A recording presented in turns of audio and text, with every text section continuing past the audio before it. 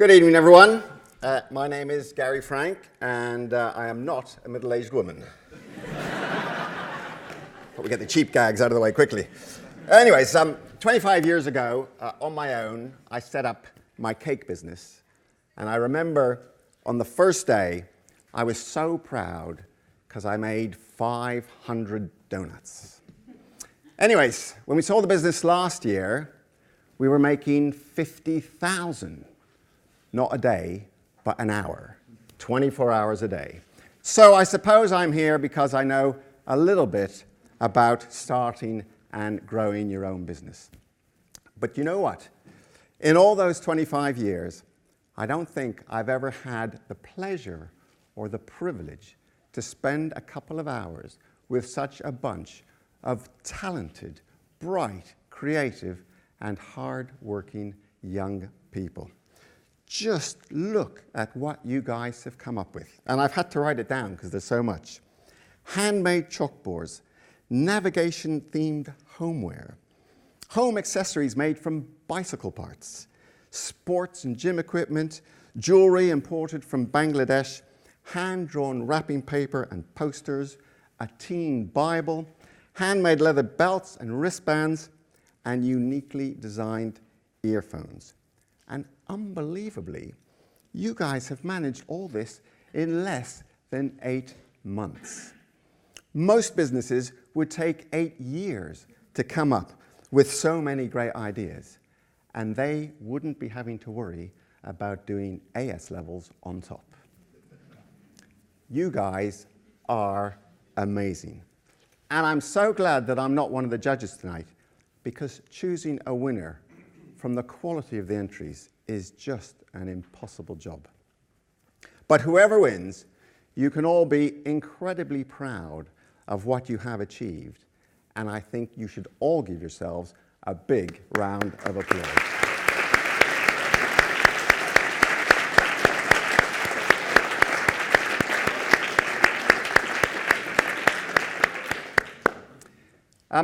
This is my first time acting as an advisor on Young Enterprise, and I was really lucky to have ended up working with the fabulous Alpha team. You guys were great. But I hope that for all of you, the Young Enterprise journey has given you a taste of what it's like to start and run your own business. And maybe even some of you will feel inspired to one day go out there and start up on your own. Because I can tell you from my experience, running your own business is really, really hard work, but it's absolutely the best job in the world. And as you've seen from your companies, you need to know a lot to start a business. You need to know about sales and marketing, design, production. You need to know how to write a business plan, and about finance and HR and taxation and teamwork. And when maybe one day you're thinking about starting up your own business, you might feel a little bit daunted because, you know, that's an awful lot of stuff for one person to know.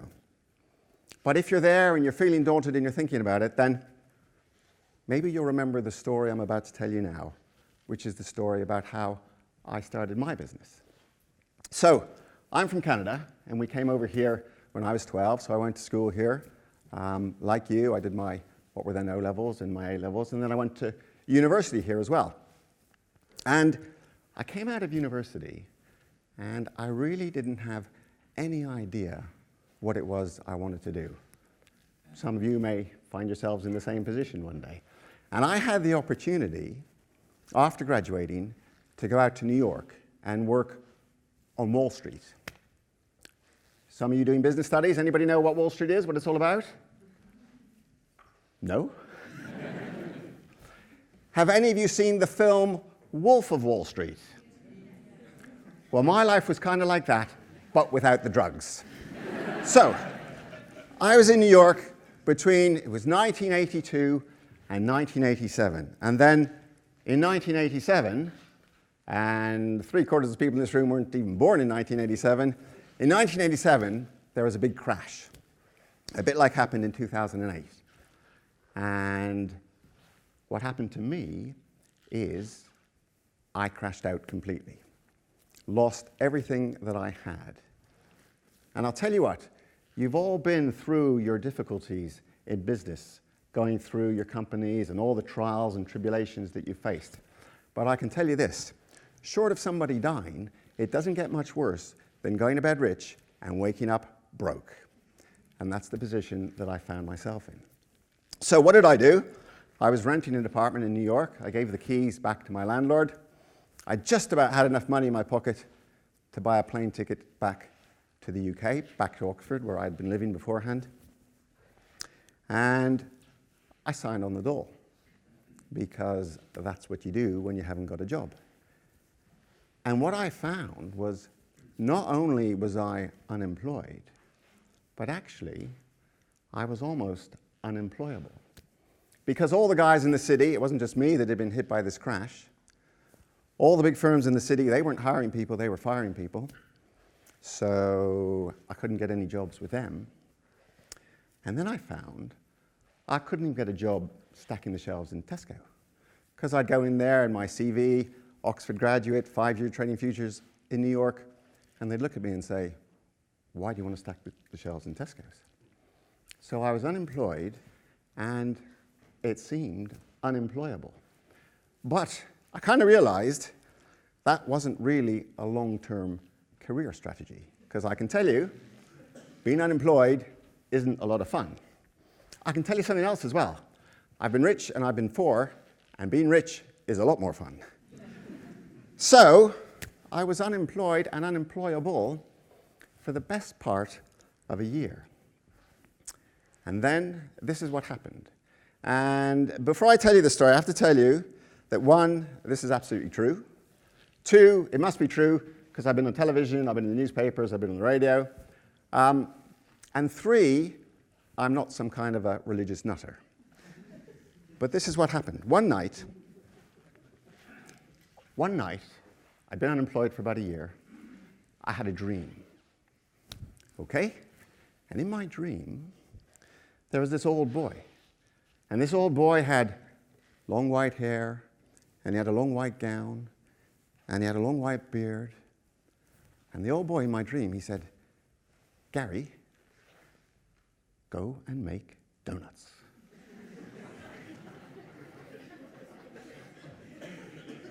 Wow. That had never happened to me before, and sadly, never happened to me since. However, I woke up that morning, and I figured, what the hell? I'm unemployed, I've got nothing to do, I've got no money, and there's an old boy who's just told me to go and make donuts. Who am I to argue? So, of course, the interesting thing was, at that point, I didn't know anything about making donuts. I didn't know anything about starting a business. I didn't know anything about sales and marketing and HR and finance and a business plan and employing people and teamwork, and I didn't know any of those things. But I had 2 things in my favor. One is, I didn't want to be unemployed any longer. And 2, I was prepared to work really, really hard. So what do you do when you wake up in the morning and someone says, go and make donuts? And bearing in mind, this is 1988, 89, so there's no internet. What we had in those olden days, we had something called the Yellow Pages. See, this girl's looking at me very strangely, like, talking about dreams, Yellow Pages, what is all this weird stuff about? Anyways, the Yellow Pages used to be a big book which had all the local businesses in it. And what I did, naturally enough, is I looked up donuts in the Yellow Pages. And as it happened, there was a company quite nearby to me called DCA, the Donut Corporation of America, and they made ingredients and machines for donuts. So I went and saw them, and I worked in their test kitchen, and they showed me how to make donuts and showed me the machines I would need and the equipment I would need and the recipes.